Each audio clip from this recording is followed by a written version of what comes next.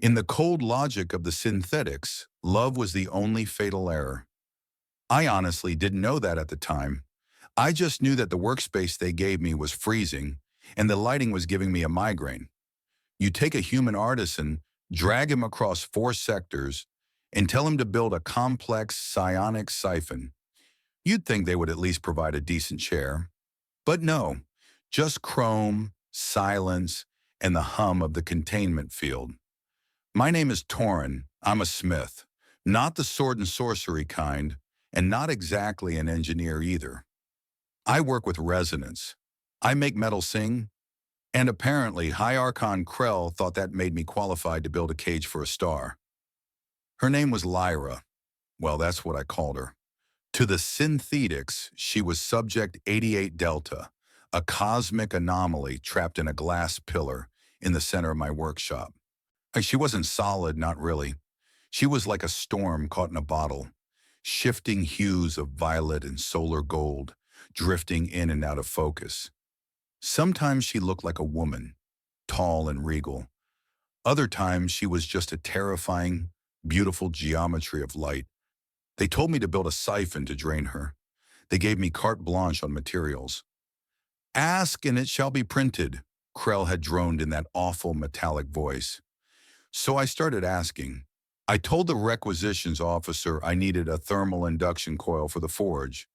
Technically true, but if you calibrate the coil just right and place it under a sheet of conductive ceramic, it makes a pretty decent hot plate.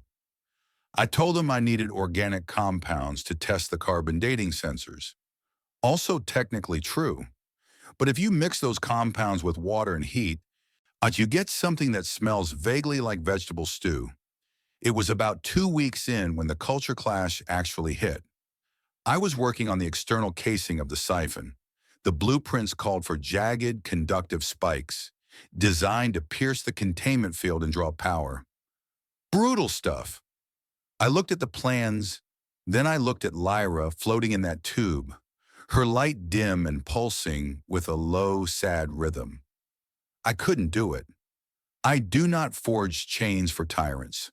I forge keys for the cage. That's what my grandfather used to say back on Mars. He meant it metaphorically, usually when he was fixing a neighbor's tractor for free. I decided to take it literally. I reshaped the spikes. I rounded the edges, polished the iridium until it was soft to the touch, and recalibrated the intake valves. Instead of a siphon, I was accidentally building a resonator, a tuning fork, something that wouldn't drain her, but would just listen. It was lunchtime. The facility was quiet. I pulled my makeshift stool over to the glass wall. Lyra was hovering near the bottom, her form condensed into something resembling a humanoid shape, hugging her knees. She looked solid enough to touch, though I knew the glass was the only thing stopping the radiation from vaporizing me. I tapped on the glass with a wrench. Clink, clink. She didn't move. She didn't have eyes in the traditional sense, more like patches of intense luminosity where eyes should be. But I felt her gaze snap toward me. The air in the room grew heavy, the static charge raising the hair on my arms. Hey, I said, holding up a steaming mug of my bootleg stew. You look hungry. I know you eat protons or whatever, but it's chilly in here. Lyra shifted.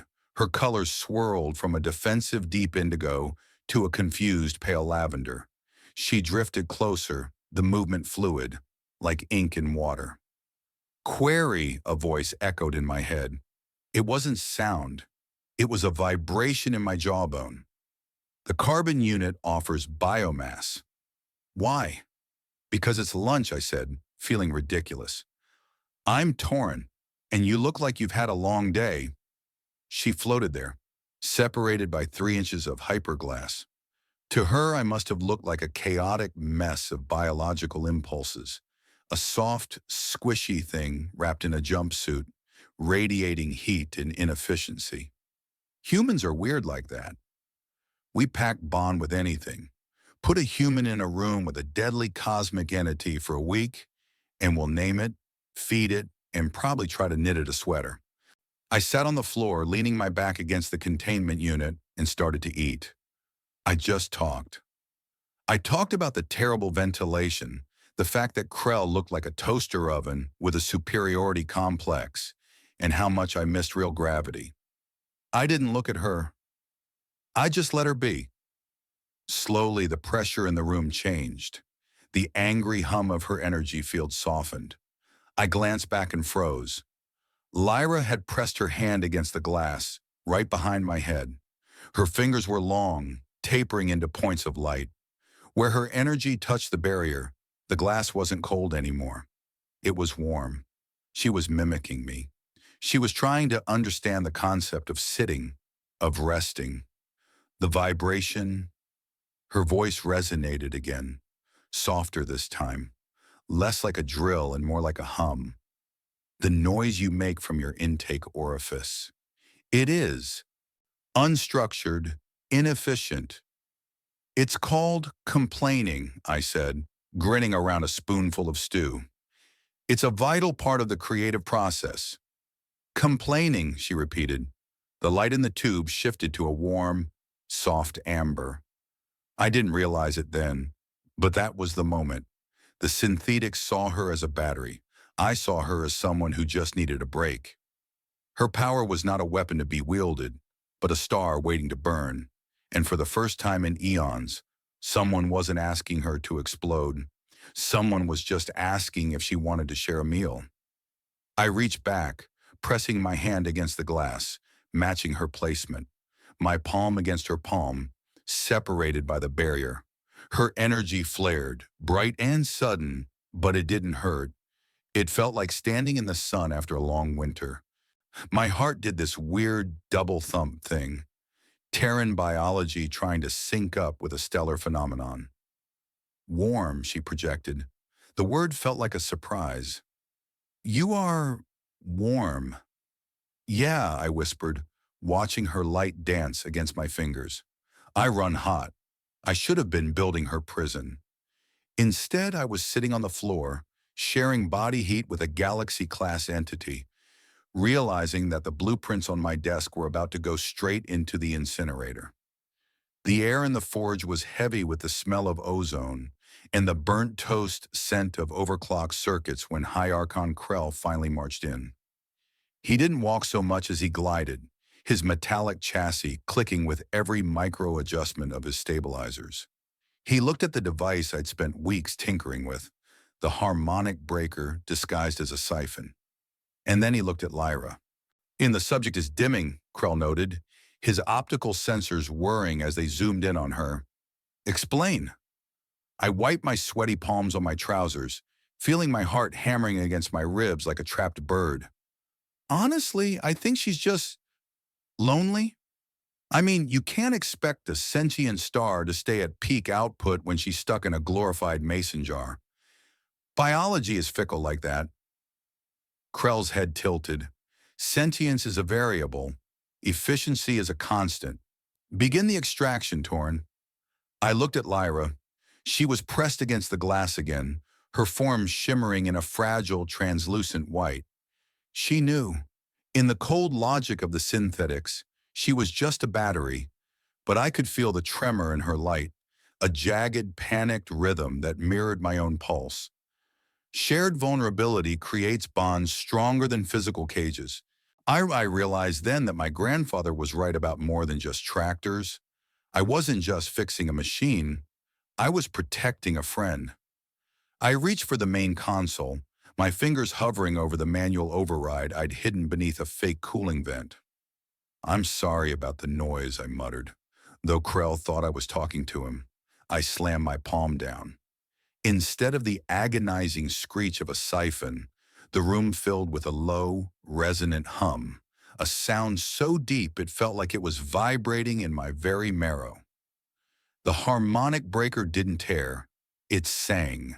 It matched the frequency of the hyperglass, vibrating at the exact pitch of the containment field's heart. The glass didn't shatter at first, it rippled. What is this? Krell's voice rose, the metallic rasp turning into a panicked chirp. This is not extraction. I grabbed a heavy wrench from my belt, my knuckles white. No, I said, my voice shaking just a little. It's a jailbreak. True freedom often requires risking safety for the sake of another. I knew the moment that glass broke, the atmospheric pressure alone would probably toss me across the room like a rag doll, not to mention the literal goddess of fire about to be unleashed. But I looked at Lyra, and she wasn't a goddess. She was just Lyra, and she was terrified. I swung the wrench. The impact wasn't loud. It was a sigh. The hyperglass disintegrated into a billion diamonds, and the vacuum of Lyra's release pulled the air right out of my lungs. I felt the heat, a blinding, roaring surge of pure energy that should have turned me to ash in a microsecond. I closed my eyes, bracing for the end. I mean, it was a good way to go, all things considered, saving a star, but the pain never came.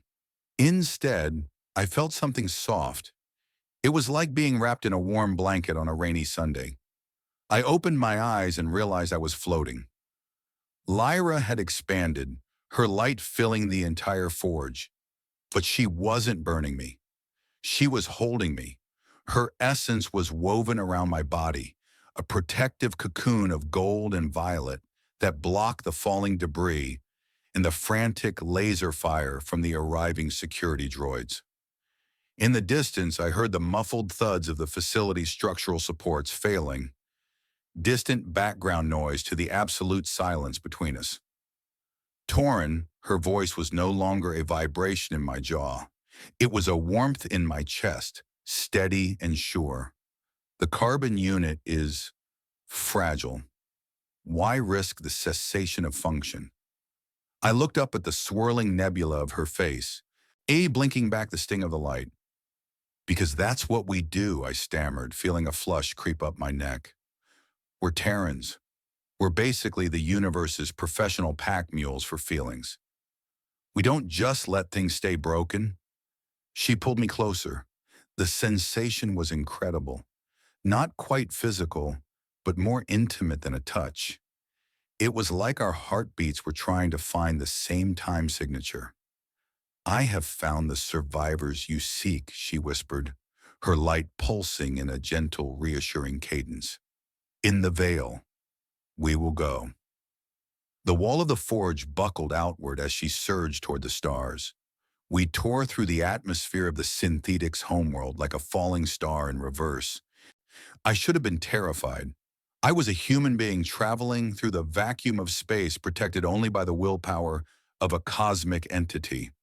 But I found myself leaning into her warmth.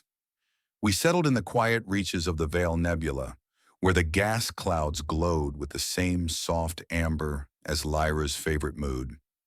She drifted there, her form becoming more defined, more solid, until she was sitting on the edge of a drifting iridium fragment, her glowing hand tucked into mine. I took a shaky breath, looking out at the endless expanse of colors. So, I said, the silence stretching out between us, awkward and sweet. I don't suppose you know how to make a decent cup of coffee. Lyra tilted her head, her eyes, if you could call them that, sparkling with a humor that was entirely, beautifully human. No, she projected, a soft ripple of light dancing across her skin. But I believe I can learn.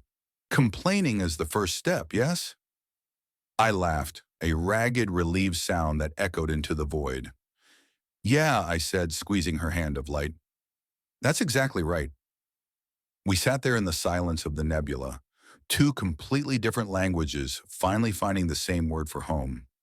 It wasn't about the power or the stars or the systems we left behind. It was just the heat of a hand in a hand and the simple, baffling magic of the human touch.